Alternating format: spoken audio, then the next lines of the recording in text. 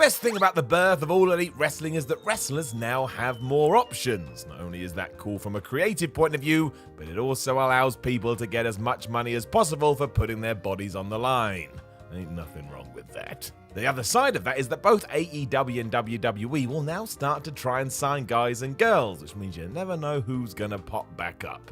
I mean, who thought Virgil was going to be on TV in 2019? The answer is no one, probably not even him. This is just the start though, and the next year or so we'll likely see many faces return for either a ratings boost or to just keep them away from the damn competition. I'm Simon from What Culture. Please do hit that subscribe button. This is 10 big WWE returns that could happen in 2020. Number 10, Kane. Glenn Jacobs last showed his face in WWE towards the end of 2019, where he was actually playing the mayor of Knoxville.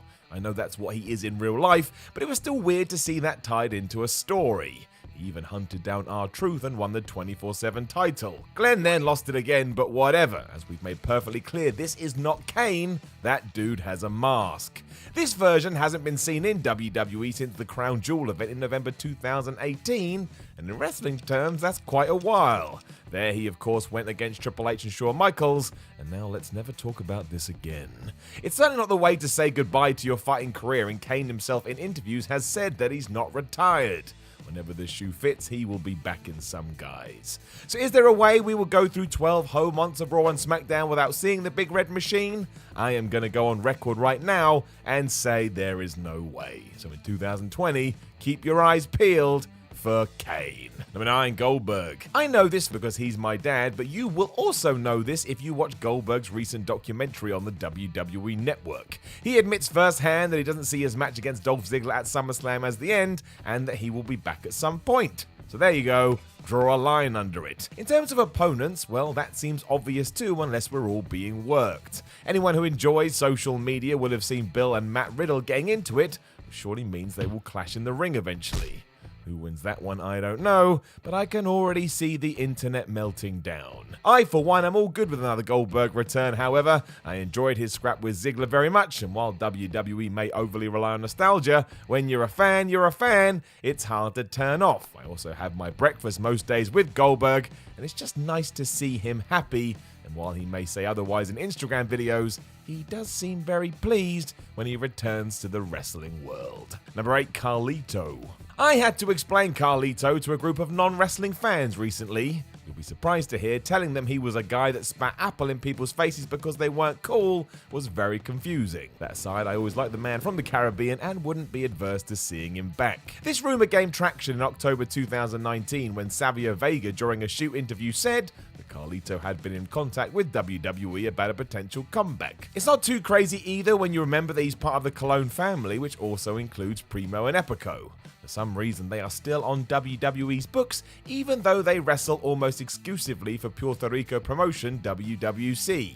I mean, their dad owns that, but still, who else gets that kind of deal? Whether or not WWE needs Carlito is another question given the talent they already have on their books, but I'm not against it. There's something enjoyable about the man, whatever that means, and I'd be quite pleased to see him back having one last run. There's not enough fruit in wrestling anymore. We can sort that out. Number 7, Damien Sandow. During episode 6 of NWA Power, Aaron Stevens, formerly Damien Sandow, said he was done with the company and wrestling as a whole. If we take him at his word, it means we shall never see him again. This of course was just for the story though, but it did highlight the man's mic skills, which likely would have got other people's attentions too. Sandow proved this previously in WWE and could easily do it again, and in terms of wrestling relevancy, Sandow is now back in that bubble. That hasn't been the case the past 3 years when he walked away from the ring, but 2020 is a different time. Don't forget how popular Stevens was in WWE too.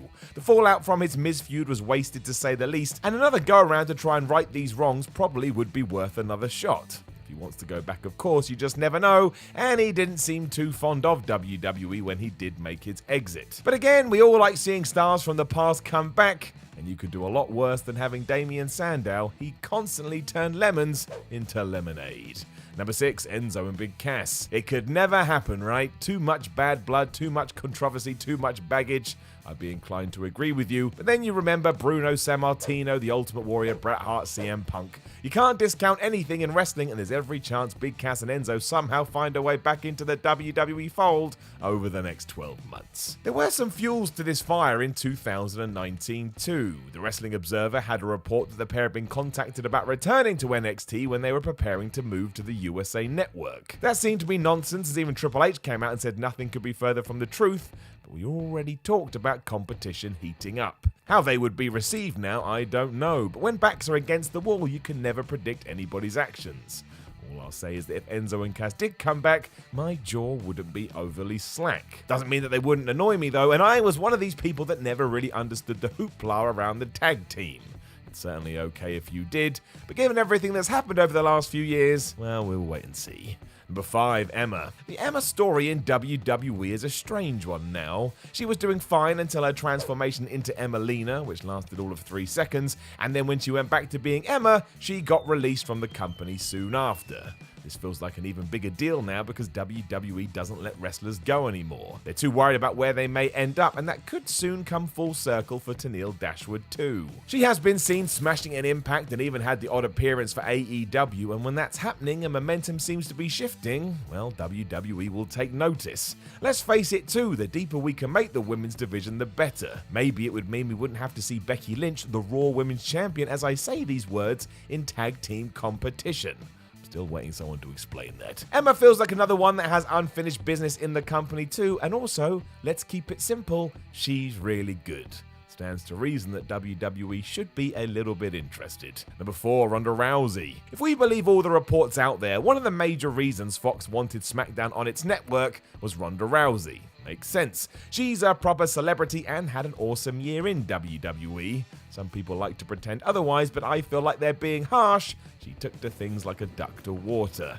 If you keep up with her exploits too, she does miss the squared circle, so everything is set up for something surely. Doesn't have to be a full comeback either, could be an appearance to pop a rating, or even a short build to a big match at WrestleMania. I, for one, am fine with Becky Lynch versus Ronda Rousey 2, the story writes itself. Moreover, if somebody put a gun to my head and said I had to give a yes or no to this, I would opt for the former. I'd also tell them I am very happy to have wrestling chats without weaponry being involved, but the answer would stay the same. Ronda Rousey in a WWE ring in 2020? You bet your ass. Although never bet your ass, then you'll have no ass. Number 3, Tessa Blanchard. During a Twitter Q&A in November 2019, Tessa Blanchard was asked who she would most like to face in the wrestling world. Her answer, Mercedes KV, which was a direct shot at one Sasha Banks. Tessa followed this up by saying she wouldn't want it to happen in WWE, probably because they passed on her after she participated in the Mae Young Classic in 2017. Obviously at the moment she's changing the game in Impact and on course to win their world title, but it's not inconceivable that by the end of the year she could be a free agent looking for new opportunities. WWE would be mad not to be interested. Blanchard has it all. This is doubly true from her point of view because if she does want this dream match, it's only happening in one place. Banks signed a new multi-year deal with WWE in 2019 and isn't going anywhere else for a while. So we shall have to wait and see, but what I will say, wherever Tessa Blanchard makes her home, she will end up being a massive, massive star. Number 2, CM Punk. It may not have been how we envisioned it, but CM Punk is back with WWE. Kinda, but not really. Only Punk could make things this complicated. Nobody thought almost half a decade after he walked out on the company that CM's big return would be as a Fox employee on a WWE affiliated show, but that's where we find ourselves. For all intents and purposes, the bad blood between him and the promotion still stands, but we are one step closer to a proper in-ring comeback than we have been for a while. So with that in mind, you're allowed to let your brain run wild and think how we could tie up these loose ends and get Punk back in a match. Would most likely be something huge at WrestleMania, but even then, that's better than nothing, right? There's still plenty of red tape to get through, but 2020 could be the year the voice of the voiceless pops up on Raw or SmackDown. If not, well, that ship may have truly sailed forever.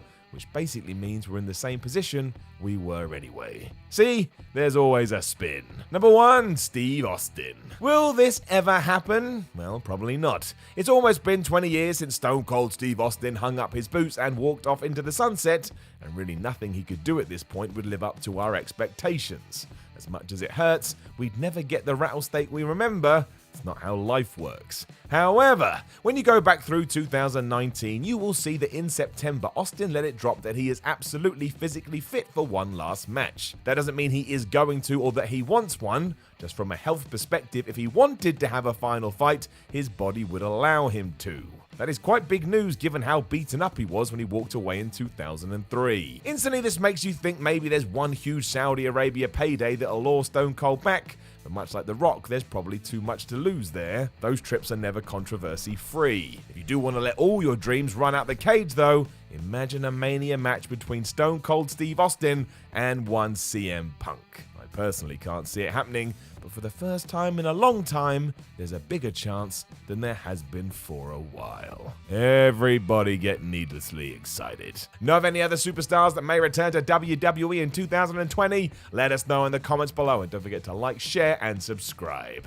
Then head over to whatculture.com and read yourself some articles. Follow What Culture on Twitter at WhatCultureWWE, and watch more videos here on What Culture Wrestling. My name is Simon from What Culture. I want you to know I appreciate your ears and I appreciate your eyes, and I'll talk to you when I talk to you.